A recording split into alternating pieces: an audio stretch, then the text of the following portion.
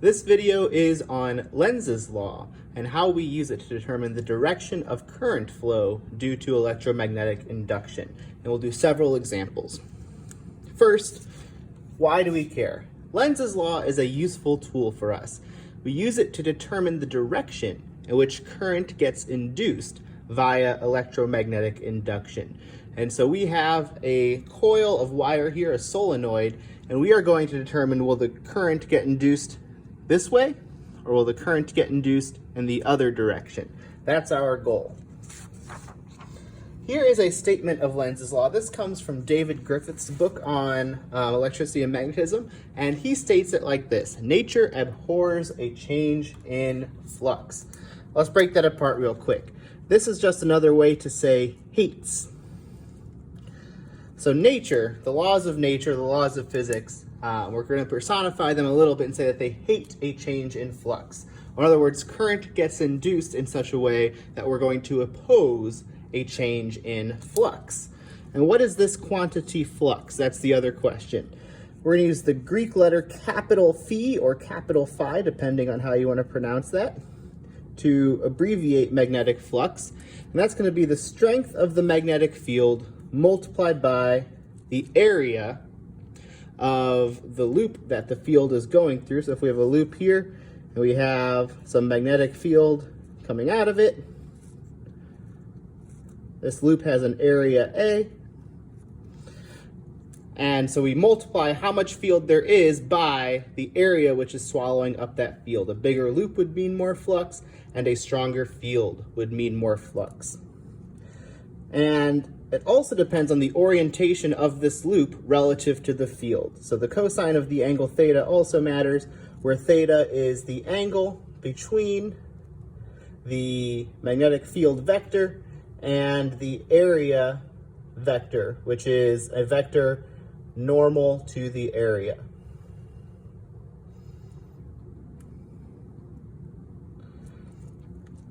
So that's the idea behind Lenz's law, is that current is going to be induced in such a way that we are going to oppose a change in flux. Nature abhors a change in flux. In this video in particular, we'll be focusing on changes in the magnetic field strength, but you can also change flux by changing the area or rotating the loop relative to the field. Let's talk about magnets. This is a bar magnet. The north end of the bar magnet is here, the south end of the bar magnet is here. As we know by now, the magnetic field of this bar magnet loops around, coming out of the North Pole and into the South Pole on either side. We also know that magnetic field lines form closed loops, and so this loop continues inside of the magnet going this way. We're going to use this magnet to induce a current in this solenoid, in this coil of wires. And it's going to be helpful to keep in mind the direction of the magnetic field at either end of the bar magnet. So I've got some props here to help us out, right? The magnetic field in general goes through the magnet and then loops around, and then it comes back into the South Pole. So at the North Pole, the magnetic field is coming out of that North Pole. And at the South Pole, the magnetic field is going whoop into the magnet like that. And so we're going to use those arrows to help remind us the direction of the magnetic field coming out of the North Pole and going into the South Pole. Now the idea behind electromagnetic induction is this: if I take this magnet and I put it inside of this coil, we're going to make current run through this wire. And we can measure that with this ammeter, this galvanometer. The way this guy works is if current runs through the red wire and then this way to the black wire, then comes back around, going from red to black in the left direction, that's going to be a positive current reading. So when this current is going to the left, this needle will be deflected in the positive direction to the right. It's a little bit confusing because they're opposites, but it's the way it works. When current flows from positive to negative, this needle deflects in the positive direction. Conversely, when the current goes from the black wire this way and then through the red wire, this will be a negative reading. And so we'll get a negative current reading when the current is flowing from black to red to the left. to the right, the deflection will be to the left. And so right now we see there's no current going through this. That's good. There's no battery. This is literally just copper wire wrapped around a plastic tube. And then we've got a thing to measure the current. That's literally all it is. It's just wire wrapped around a plastic tube. No batteries, nothing to generate current in that way. However, if we change the magnetic field going through this solenoid, then current will flow. So if I insert this solenoid, or this magnet, we'll see a deflection in the needle. It was small, but it was there, right? So for a moment we had current. Right now, as I hold this magnet in there, there is no current because nature abhors a change in flux. Right now there is no flux change through this loop, so there is no current. As I pull it out, we again have a small deflection of the needle. There was current during that change, during that transition. The goal of Lenz's law is to be able to predict which direction this needle gets deflected. Does it get deflected to the right or to the left? So that's our goal. Which direction will the needle get deflected? Let's do a few examples. Example 1. The North Pole, that's this red one here, the North Pole is inserted from the right. Let's talk about how to use Lenz's law to answer this question, and then we'll see if our prediction is correct. So right now, remember our North Pole, the magnetic field points out of the North Pole. So I'm going to draw that into our picture.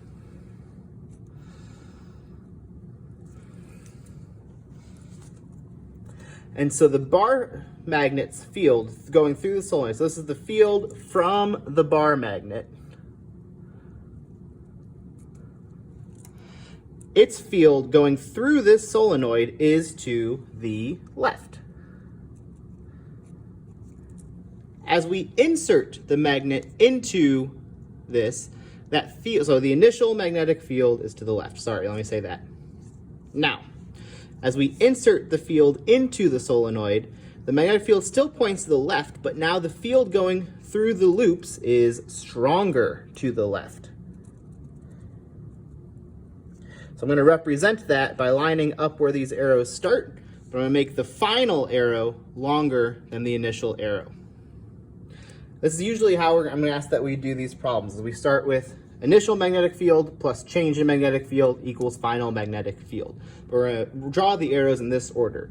Initial, then final, and then infer what the change was from there. So how do we get from this small arrow to the left to this bigger arrow to the left? Well, we've got to add some more magnetic field to the left. So the change in magnetic field goes from here to here. So we have a change to the left. Now, this solenoid will generate a current to oppose that change. The change was to the left, so this solenoid is going to generate a response field, and that response field is going to be such that it opposes the change in magnetic flux through the loop. So the response to a leftward change is going to be a rightward magnetic field, B response.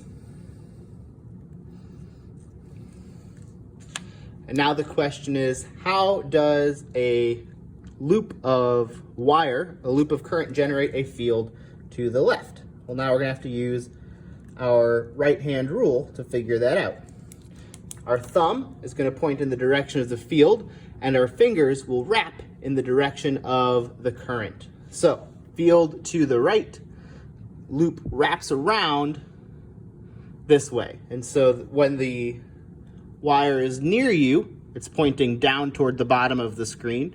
And when the wire is away from you, it's pointing toward the top of the screen.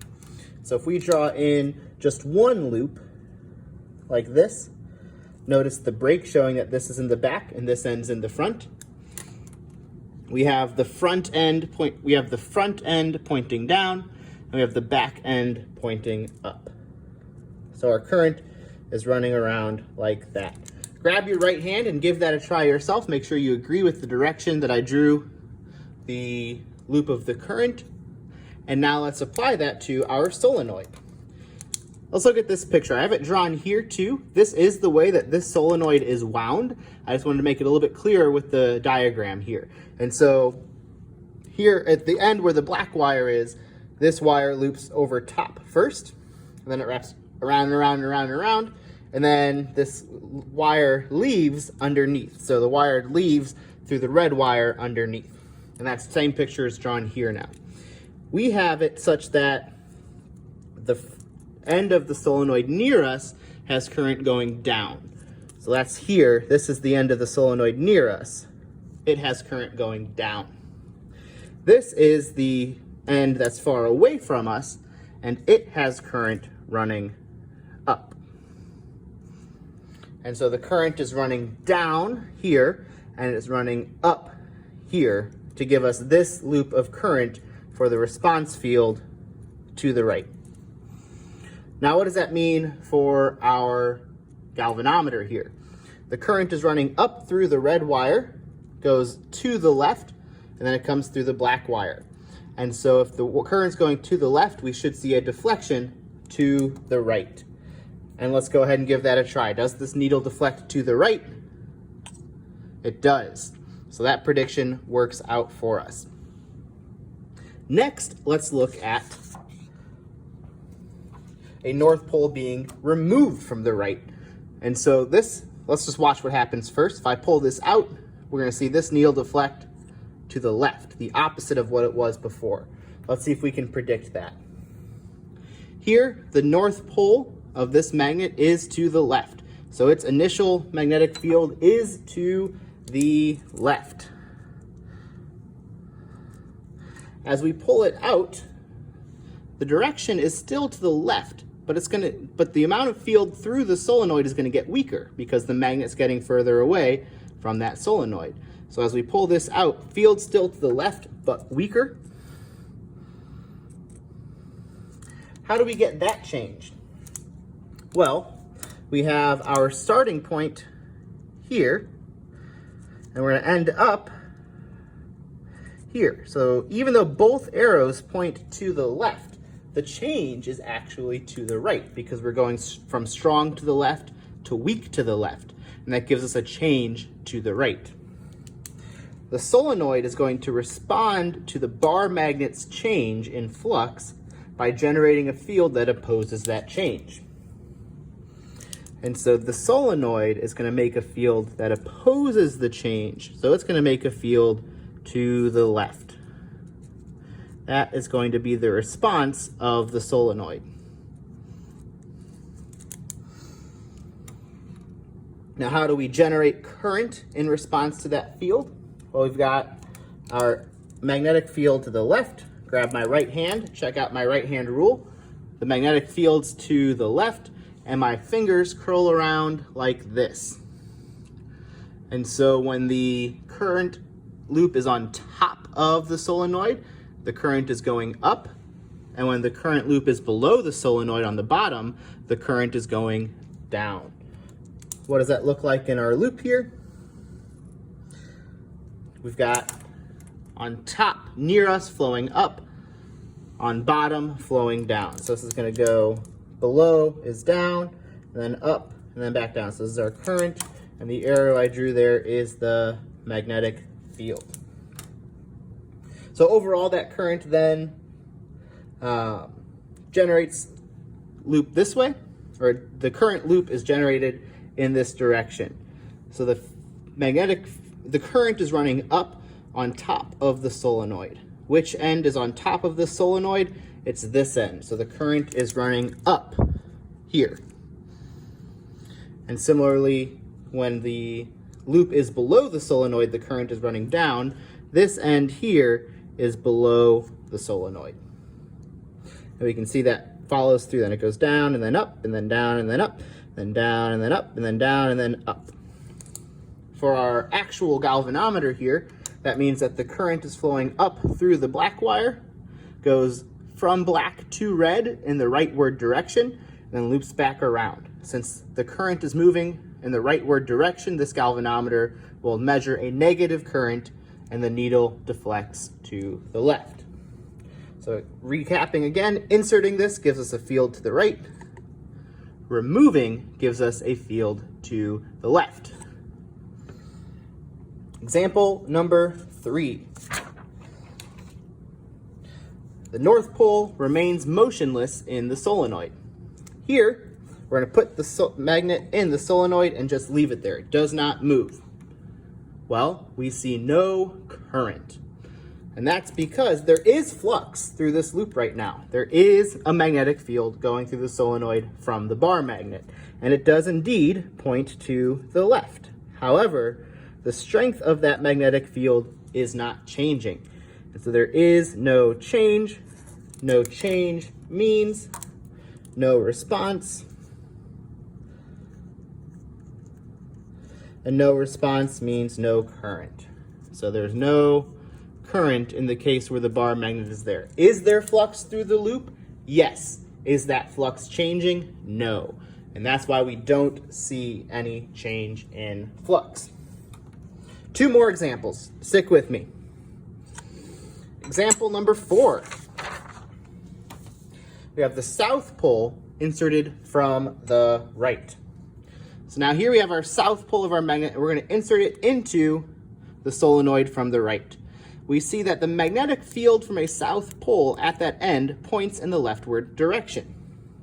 And so the magnetic field of the bar magnet points left. So the initial field, points right. And so the initial field of the bar magnet through the solenoid is to the right. As we insert that south pole, the magnetic field will still point to the right, but now the amount of field through the solenoid will be stronger. And so this arrow points to the right in a stronger direction. That means this magnetic field is going to change. Let's see, it started here and ends here. So there's our change arrow.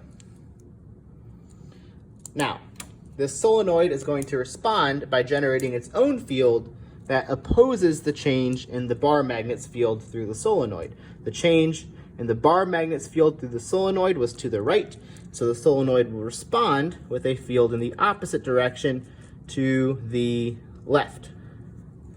Now, the current needed to generate a field to the left, we've got our right-hand rule. The magnetic field is to the left, and our fingers coil around like this. And so again, when the wire is on top of the solenoid, the current will point up. And when the wire is on the bottom of the solenoid, the current will point down.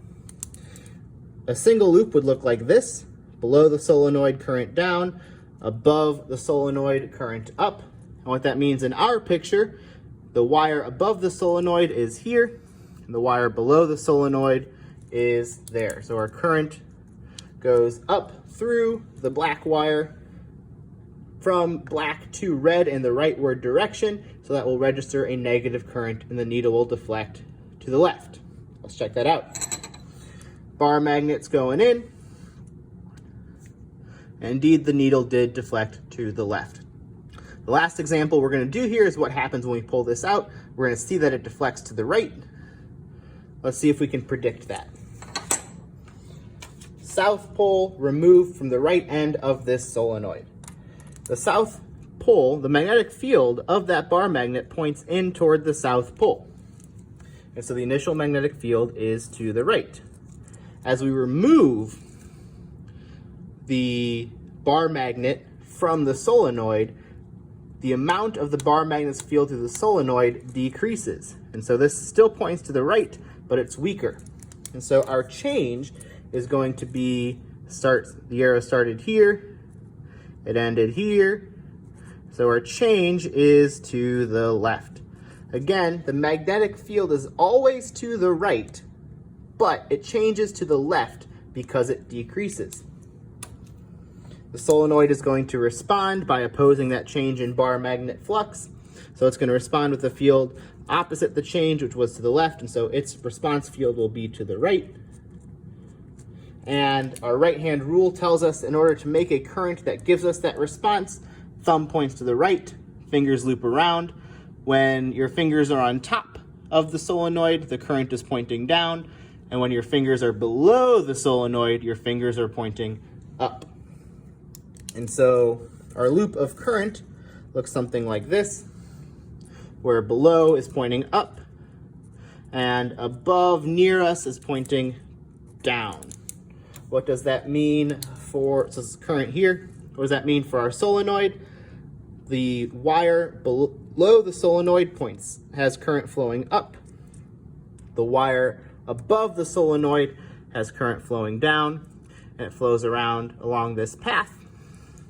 And we see that current then flows from the red wire in the positive direction from red to black, and then through the other way. So we saw that positive deflection when we removed the south pole from the solenoid. So again, negative deflection when we insert, positive deflection when we remove.